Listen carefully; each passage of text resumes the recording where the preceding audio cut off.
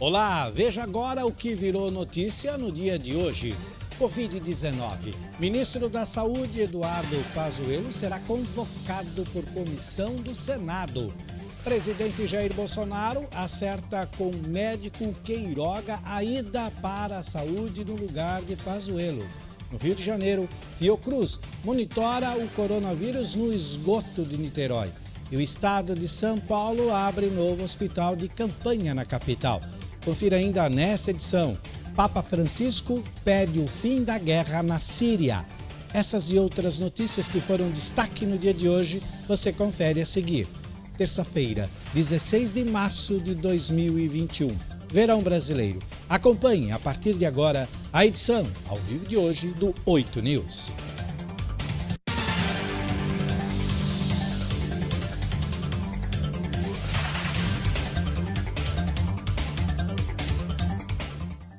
Olá, bem-vindos à edição de hoje do 8 News aqui na TV 8. Terminando aí mais uma jornada de trabalho, claro, sempre com tempo para ficar muito bem informado.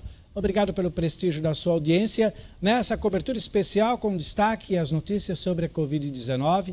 E muito obrigado também por acompanhar o nosso editorial com os principais fatos que viraram notícias no Brasil e no mundo, conectando a todos aí com muitos esclarecimentos. Agradecemos também aos parceiros que transmitem aqui o nosso editorial, a TV 8 de Porto Velho, em Rondônia, e também a Connect TV Brasil e Connect TV Portugal. Abrimos o editorial de hoje em nossa cobertura especial sobre a pandemia de Covid-19. No Senado Federal, a comissão que acompanha as medidas de combate à Covid-19 aproveitou ontem, segunda-feira, e aprovou a convocação aí do ministro da Saúde, Eduardo Pazuello, para que ele fale sobre a disponibilidade de oxigênio nos estados. Além disso, a comissão ouviu 4 governadores do Espírito Santo, Maranhão, Rio Grande do Sul e de São Paulo. E eles sugeriram aí a criação de um grupo de trabalho para definir novas estratégias de enfrentamento à pandemia. Confira então todos os detalhes sobre esse assunto na reportagem inicial de hoje na tela do 8 News, direto de Brasília. Acompanhe. Durante a reunião pública virtual, os governadores defenderam o distanciamento social, a criação de mecanismos de apoio financeiro a setores prejudicados pela pandemia e pediram recursos para a abertura de mais leitos de UTI. Os participantes também reivindicaram que o Congresso Nacional coordene um grupo de trabalho com lideranças federais e estaduais em ações de combate à pandemia.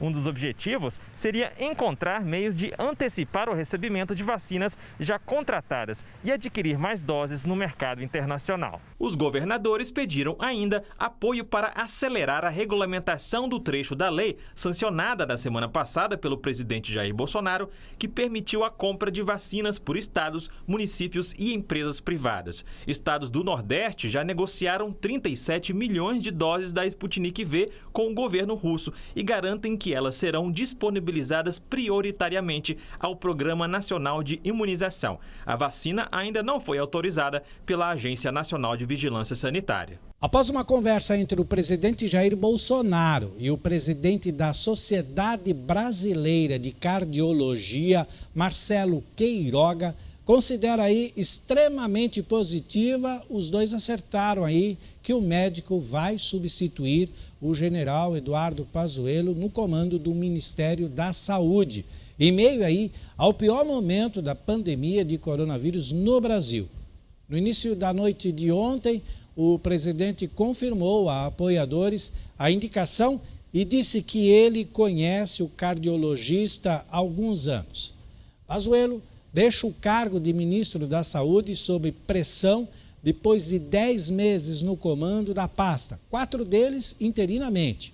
Ele assumiu em maio após a saída de Nelson Teich, que, por sua vez, havia substituído Luiz Henrique Mandetta. Ambos deixaram o cargo por divergência aí com o Bolsonaro em relação à condução do enfrentamento da crise sanitária.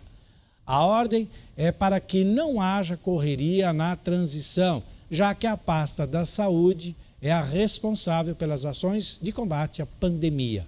Nas palavras de um auxiliar militar, a transição será tranquila. É como no quartel, vai levar de 5 a 8 dias para passar a função. Em Niterói, na região metropolitana do Rio, a Fiocruz estuda aí a evolução da doença analisando o esgoto. Segundo os pesquisadores, ele reflete o que está circulando entre pessoas. Esse monitoramento também serve de alerta para o surgimento de novas cepas e ajuda na implantação de medidas de prevenção. Vamos então agora até o Rio de Janeiro com som e imagens, acompanhar todos os detalhes sobre esse estudo interessante, mas extremamente importante também. Na tela do 8 News. Os moradores de Niterói, região metropolitana do Rio de Janeiro, podem acompanhar a evolução do coronavírus na cidade por meio de um monitoramento feito no esgoto. A coleta se baseia na eliminação das fezes de pessoas infectadas, o que faz com que o vírus possa ser encontrado na rede coletora. Além de verificar essa presença, os pesquisadores analisam a quantidade de material genético viral presente nas amostras. Então, o monitoramento do esgoto ele é uma ferramenta adicional, aos tradicionais indicadores de saúde que já são utilizados, nas cidades. E ele tem uma vantagem assim de dar uma visão mais ampla, geral. Ele dá uma informação epidemiológica no nível de população e dispersão do vírus em diferentes locais, da cidade. De acordo com os pesquisadores, o monitoramento vem permitindo a confirmação do alto número de casos na cidade. Só no mês de novembro foi detectada a presença do vírus entre 90% e 100% das amostras. A gente acredita que isso se deva mesmo à chegada do final do ano, com as festas, Natal, Ano Novo, a maior circulação de pessoas nas ruas, abertura de comércio, etc. Então, provavelmente esse aumento de circulação resultou na disseminação, na dispersão do vírus pelas diversas regiões. Em 2021, apesar da taxa de ocupação dos leitos vir caindo na cidade, a detecção continua elevada. Em janeiro, a concentração do vírus foi de 80% a 90% dos pontos pesquisados. A próxima etapa é analisar os números do carnaval. Enquanto isso, recomenda a pesquisadora, as medidas de isolamento devem ser mantidas ao máximo. Os números sempre preocupam e o que a gente tem ideia, noção é de que as medidas de prevenção devam continuar, se a população puder ao máximo fazer o isolamento social, nas suas residências. O governador João Dória, do PSDB, anunciou durante uma coletiva no Palácio dos Bandeirantes a abertura de um novo hospital de campanha na capital. Acompanhe agora o pronunciamento do governador com som e imagens direto do Palácio dos Bandeirantes aqui na capital paulista. Na tela do 8 News. Roda. O novo hospital de campanha, localizado no centro da cidade, aqui em Santa Cecília, com capacidade para 180 leitos, sendo 130 leitos de enfermaria e 50 leitos de UTI. Nós vamos apresentar ali imagens deste hospital. É um hospital que foi cedido pelo setor privado para o governo do Estado de São Paulo. O governo do Estado de São Paulo está equipando, preparando o hospital de campanha. Serão 900 profissionais que atuarão neste hospital. Ele estará operando até o final deste mês. Ele vai ter uma graduação na sua operação e é o 12º hospital de campanha que nós anunciamos neste mês em São Paulo. Muito bem, com todas essas informações iniciais aí, nós fechamos assim o nosso primeiro bloco do 8 News. Nós vamos para um rápido intervalo e na volta você confere os seguintes assuntos. Justiça boliviana determina pena de 4 meses de prisão preventiva para ex-presidente Jeanine Áñez. E ainda, Papa Francisco pede aí o fim da guerra na Síria. Nós voltaremos em instantes com a segunda parte do 8 News de hoje. Eu te espero. Fica com a gente. Não sai daí.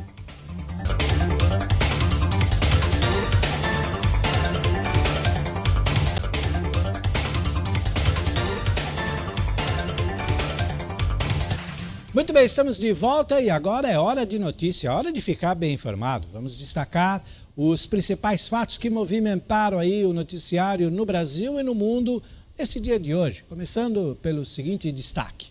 Na Bolívia, a justiça determinou uma pena de 4 meses de prisão preventiva para a ex-presidente Jeanine Áñez. Ela e outros 2 ex-ministros foram denunciados aí por sedição, terrorismo e conspiração no caso que trata de um suposto golpe de Estado contra o antecessor Evo Morales em 2019. Veja agora na reportagem a seguir os detalhes sobre as penas impostas. Isso tudo agora na tela do 8 News. Confiram. 4 meses de prisão preventiva para a ex-presidente boliviana Jeanine Áñez.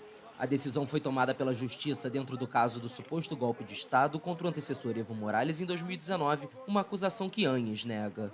A juíza encarregada ouviu os argumentos das 2 partes, tanto a promotoria como os advogados de defesa da ex-presidente e de ex-ministros da Justiça e da Energia, todos detidos entre sexta-feira e sábado. Os 3 foram denunciados por insurreição, terrorismo e conspiração, e o Ministério Público inicialmente pediu 6 meses de prisão preventiva. A senhora Áñez deve receber no mínimo a pena máxima possível, porque ela é a principal autora das 37 mortes de Sacaba, Sencate e da Zona Sul de La Paz. O nome de Áñez, que deixou o poder em novembro de 2020, consta de uma denúncia feita em dezembro pela ex-deputada Lídia Patti do Movimento ao Socialismo, atualmente no poder, contra o líder cívico da região de Santa Cruz, Luiz Fernando Camacho, governador eleito do departamento em uma votação recente. Em parte, os senhores já estavam esperando por algo, provavelmente contra ela, por causa da questão de fundo político que se forma. O Ministério Público da Bolívia justificou o pedido de detenção por uma possível conspiração para realizar um golpe de Estado contra Morales, que renunciou em novembro de 2019 durante grandes distúrbios sociais. Continuando aí com o nosso giro internacional de notícias, vamos agora para a Líbia. Prestou juramento nesta semana o primeiro-ministro interino Abdelhamid Dbeibeh. Ele deve liderar a transição até as eleições previstas para dezembro. Confira os detalhes sobre a posse do primeiro-ministro em mais uma reportagem internacional que você confere agora na tela do 8 News. Roda.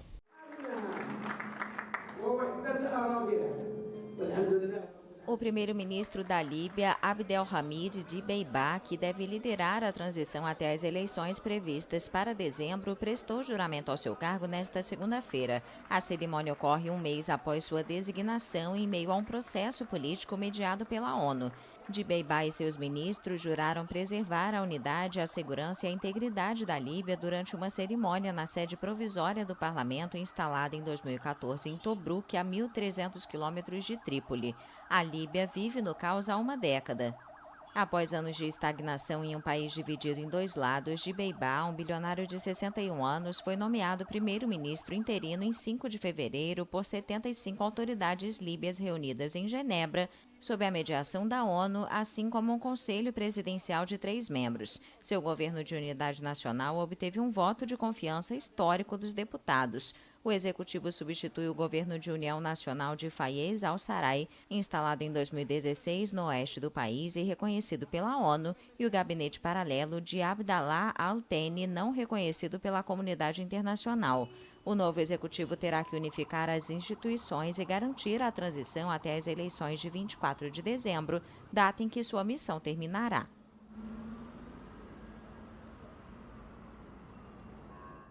O Papa Francisco pediu no último domingo para baixar as armas na Síria e reconstruir o tecido social. A guerra na Síria completou aí 10 anos. E você confere todos os detalhes sobre o que quer dizer o pontífice aí na reportagem a seguir, que vem do Vaticano, com som e imagens para você na tela do 8 News. Roda. Neste domingo, depois da tradicional oração do Ângelus na Praça de São Pedro, o Papa Francisco lembrou os 10 anos da guerra na Síria. O líder católico pediu o fim do conflito. 10 anni fa iniziava il sanguinoso conflitto in Siria. 10 anos atrás, o conflito sangrento na Síria começou, causando uma das maiores catástrofes humanitárias de nosso tempo. Um número incontável de mortos e feridos, milhões de refugiados, milhares de desaparecidos, destruição, violência de todos os tipos e um imenso sofrimento para a população. Violenze di ogni genere e immani sofferenze per tutta la popolazione. Rinnovo il mio accorato appello. Renovo meu apelo sincero às partes em conflito para que deem mostras de boa vontade, para que um raio de esperança se abra para a população exausta. Possa aprirsi uno squarcio di speranza per la popolazione stremata. Em uma década, a guerra na Síria deixou 388.652 mortos. A informação é do Observatório Sírio dos Direitos Humanos. Segundo a ONG, com sede no Reino Unido, 117.388 civis, entre eles mais de 22 mil crianças, morreram desde o início do conflito em 2011. A ONG destaca que os ataques do governo sírio e das milícias aliadas são responsáveis pela maioria das mortes de civis. Muito bem, nós vamos aí para mais um rápido intervalo e a seguir você continua aí acompanhando os principais fatos que movimentaram o dia de hoje. O 8 News volta em instantes com mais uma rodada aí de notícias e também com a previsão do tempo. Então, não sai daí, fica com a gente porque eu estou te esperando.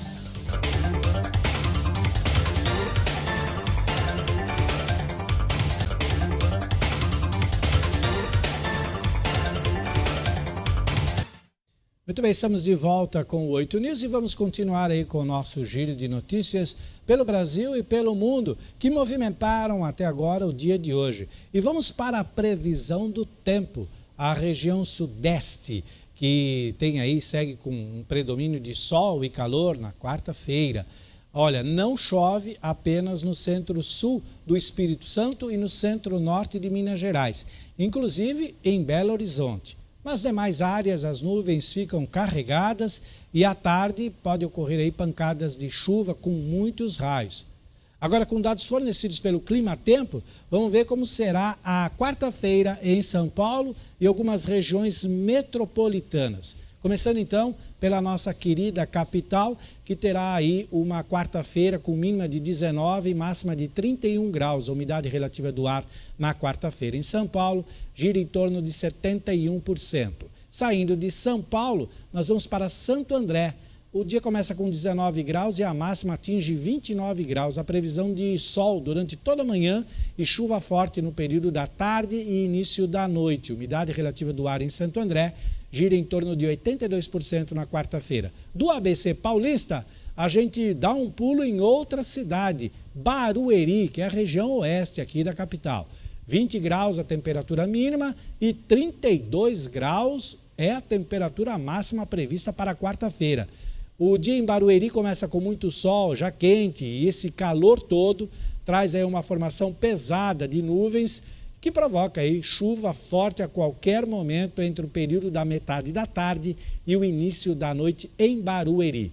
De Barueri, nós vamos agora para Guarulhos. Guarulhos começa o dia com muito sol, com mínima de 18 graus. Esse sol vai aquecer demais o dia em Guarulhos, levando os termômetros aí a 32 graus até o final do dia. Esta umidade relativa do ar, que vai girar em torno de 80%, colabora aí também para que à tarde caiam aí fortes chuvas com muitos raios. Então, muita atenção para o pessoal aí de Guarulhos. E de Guarulhos, a gente vai para Mogi das Cruzes. Mínima de 18 na quarta, máxima de 30 graus. Sol que vai permanecer aí durante toda a manhã, dá espaço para nuvens carregadas no período da tarde, o que faz com que a chuva chegue mais para o final da tarde e início da noite.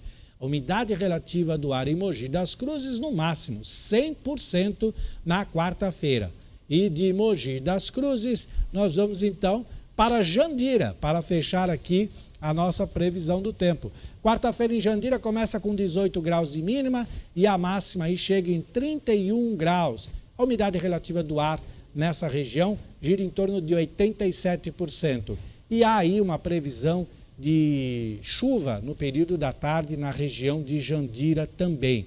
Está aí então a previsão do tempo para a quarta-feira em algumas regiões metropolitanas de São Paulo, incluindo aqui, claro, a nossa querida capital.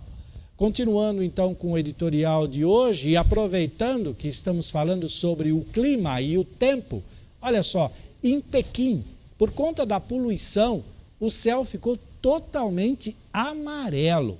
Isso mesmo, Pequim amanheceu na última segunda-feira com uma névoa espessa amarelada provocada aí por uma tempestade de areia que afeta a capital e também pela poluição, claro, de origem humana.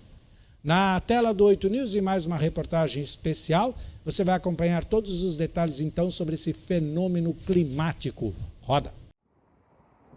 O céu amanheceu amarelo em Pequim nesta segunda-feira. A névoa espessa foi provocada por uma tempestade de areia que afeta a capital e pela poluição de origem humana. A combinação dos dois fenômenos provoca um coquetel perigoso para a saúde e reduz a visibilidade.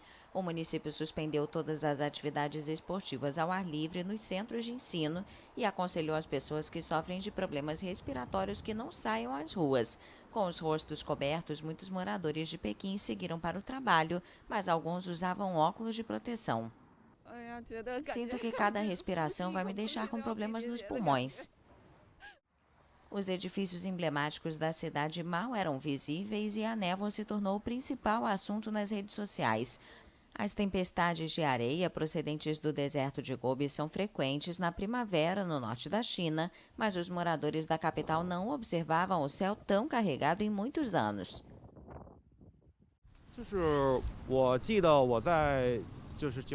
Lembro dos anos 90, quando estava na escola. Entre o inverno e a primavera, Pequim era coberta de areia e o céu ficava ainda mais amarelo. Às vezes, quando chovia, meu casaco ficava cheio de lama.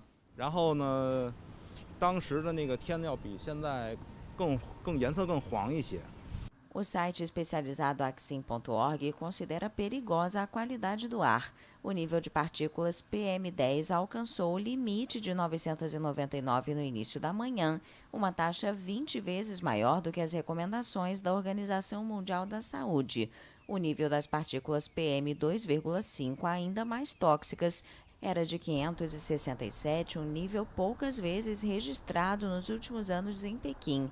Os episódios de poluição extrema se tornaram menos frequentes nos últimos anos na capital chinesa, onde o combate contra a poluição é um dos maiores desafios para o país.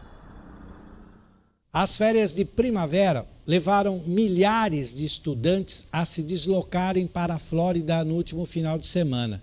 As praias e os bares de Fort Lauderdale estavam lotadas de pessoas se divertindo como se não estivesse na pandemia.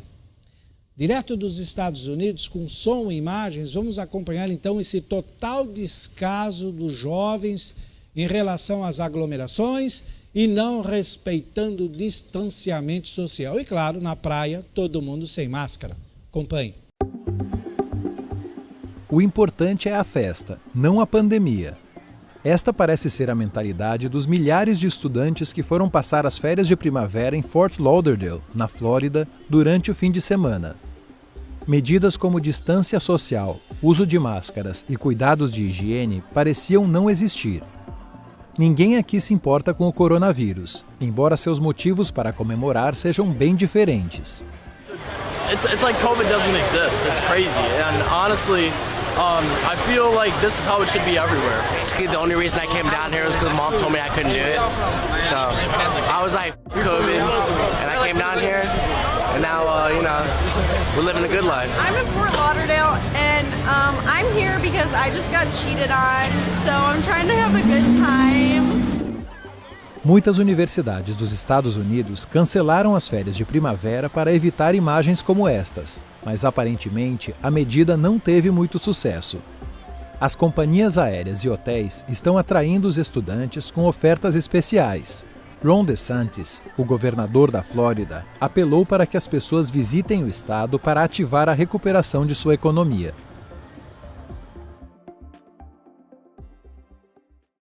Encerrando esse giro internacional de notícias, vamos falar sobre política. Os holandeses compareceram às urnas nesta semana para o primeiro dia das eleições legislativas, consideradas aí um teste da gestão da pandemia pelo atual governo. O país tem enfrentado uma onda de protestos contra as medidas impostas para tentar conter a disseminação da Covid-19. Acompanhe, então, todos os detalhes sobre esse assunto político internacional agora na tela do 8 News. Roda. A Holanda iniciou nesta segunda-feira as eleições legislativas. A votação só termina na quarta-feira e é vista como um teste da gestão da pandemia pelo atual governo. Mas a expectativa é que o primeiro-ministro Mark Rutte continue no posto para seu 4º mandato. Os locais de votação abriram as portas nesta segunda-feira para pessoas com mais riscos de contrair a Covid-19. Tradicionalmente, as eleições acontecem em apenas um dia, mas este ano, devido à crise sanitária, o processo foi estendido. As pesquisas apontam o Partido Popular para a Liberdade e a Democracia do primeiro-ministro Mark Rutte, no poder desde 2010, como grande vencedor com 25% das intenções de voto. Ele aparece muito à frente dos 13% projetados para seu principal rival, o Partido para a Liberdade do deputado contrário ao Islã Geert Wilders. O coronavírus dominou a campanha, deixando em segundo plano temas como a imigração, o principal assunto das eleições anteriores. Medidas estritas permanecem em vigor no país para tentar frear o novo coronavírus. A instauração do toque de recolher no fim de janeiro provocou os maiores distúrbios na Holanda em 40 anos. No domingo, a polícia usou jatos d'água em Haia para dispersar um novo protesto contra o governo.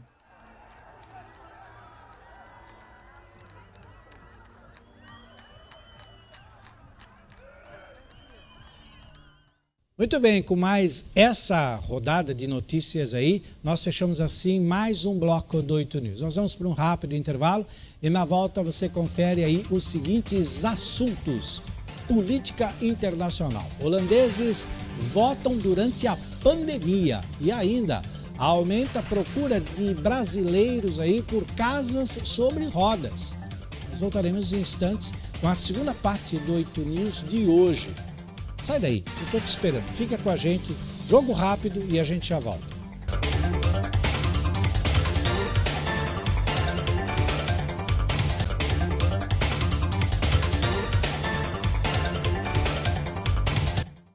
De volta com o 8 News, vamos continuar aí com o nosso giro de notícias pelo Brasil e pelo mundo na reta final da edição de hoje. Teve início na segunda-feira a fase emergencial do Plano São Paulo. E muitas dúvidas ainda pairam aí sobre o funcionamento de alguns comércios, como o supermercado, por exemplo. Na reportagem a seguir, você vai entender um pouco mais sobre como será o funcionamento e quem explica é a secretária de Desenvolvimento Econômico do Estado de São Paulo, a senhora Patrícia Ellen.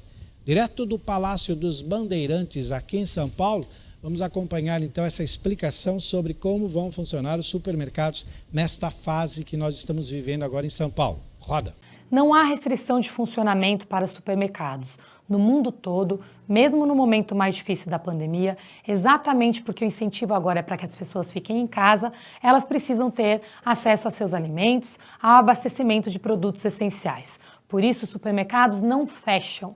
Eles podem funcionar, mas pedimos para que as pessoas também respeitem o toque de recolher e, na medida do possível, façam as suas compras até às 20 horas. Ter uma casa sobre rodas virou aí o desejo de muitos brasileiros. Comuns em países da Europa e dos Estados Unidos, os motorhomes têm ganhado aí cada vez mais adeptos por aqui, seja para viajar ou até mesmo para morar. Acompanhe mais uma reportagem especial na tela do 8 News para que você fique por dentro aí deste assunto. Assunto interessante para quem quer largar tudo e meter o pé na estrada. Roda. Lucena e Marcos transformaram uma Kombi em uma casa sobre rodas. Ela foi batizada de Smurfette. Eles compartilham as viagens nas redes sociais, no perfil Casal Combinado. O projeto começou há 2 anos e desde abril do ano passado eles fazem modificações no veículo. O casal planeja viver na Kombi a partir de 2023. Vamos partir para a estrada e ficar sem casa, aliás, nesta casa, né? Vamos fazer um teste, né? Nessa casinha, aí vamos ver quantos anos a gente dura dentro da nossa Kombi. Essa é a ideia. Os motorhomes são comuns em países da Europa e nos Estados Unidos. Como são caros, muita gente opta por montar o próprio veículo. E também é possível alugar um motorhome. As empresas que prestam este tipo de serviço registraram aumento na procura por causa da pandemia. Paulo Zanin tem uma empresa de aluguel de motorhomes. Ele explica que antes de botar o pé na estrada, o viajante deve planejar o percurso e observar questões importantes, como locais de parada com infraestrutura.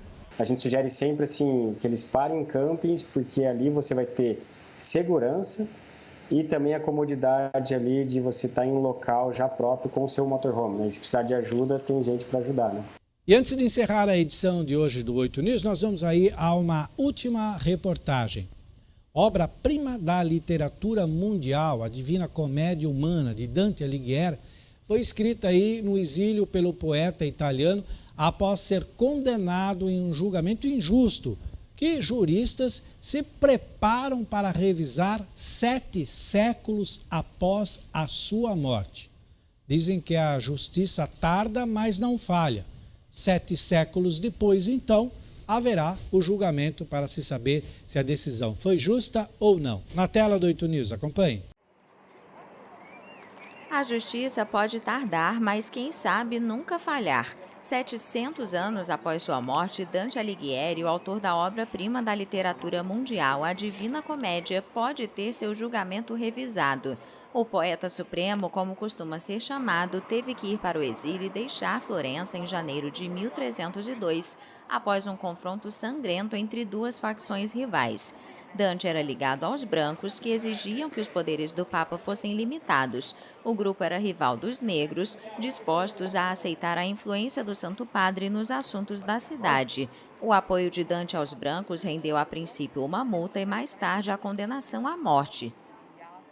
E l'intento nostro è quello proprio di verificare non soltanto sulla base. Nossa intenção é verificar, não só com base nos princípios jurídicos hoje universalmente reconhecidos, mas também com base na lei neste momento. Queremos determinar se foram sentenças proferidas depois de um julgamento justo ou se, pelo contrário, são convicções políticas para eliminar um adversário inquietante, como Dante foi para a facção negros daquela época. Eliminare um adversário scomodo, quale era Dante per i guelfi neri dell'epoca. O advogado convidou um grupo de colegas e magistrados a reconsiderar o caso de Dante Alighieri durante uma conferência marcada para 21 de maio. Os convidados incluem o conde Sperello de Serego Alighieri, um astrônomo descendente em linha direta de Dante, assim como um descendente de Cante de Gabriele, o juiz da facção negro que o baniu de Florença, sua cidade natal. L'ho presa subito come una cosa, diciamo, divertente da fare. Achei imediatamente que era algo divertido de se fazer e claro que não tem consequências reais. Mas eu disse, sim, vamos ver. E assim o escritório de advocacia se encarregou de organizar o dia e conversamos muito sobre o caso. Siamo spesso sentiti sull'organizzazione dell'evento. Considerado o pai da língua italiana, festejado em universidades e enciclopédias de todo o mundo, Dante Alighieri ainda é um homem condenado na sua cidade, Florença. Muito bem, mais uma missão cumprida. Com todas essas informações, a edição do 8 News de hoje fica por aqui. Contamos hoje mais um capítulo da nossa história com fatos que viraram notícias. Muito obrigado pelo carinho da sua audiência e agora que você está muito bem informado, continue aí com a nossa programação normal. Eu espero você na próxima edição do 8 News.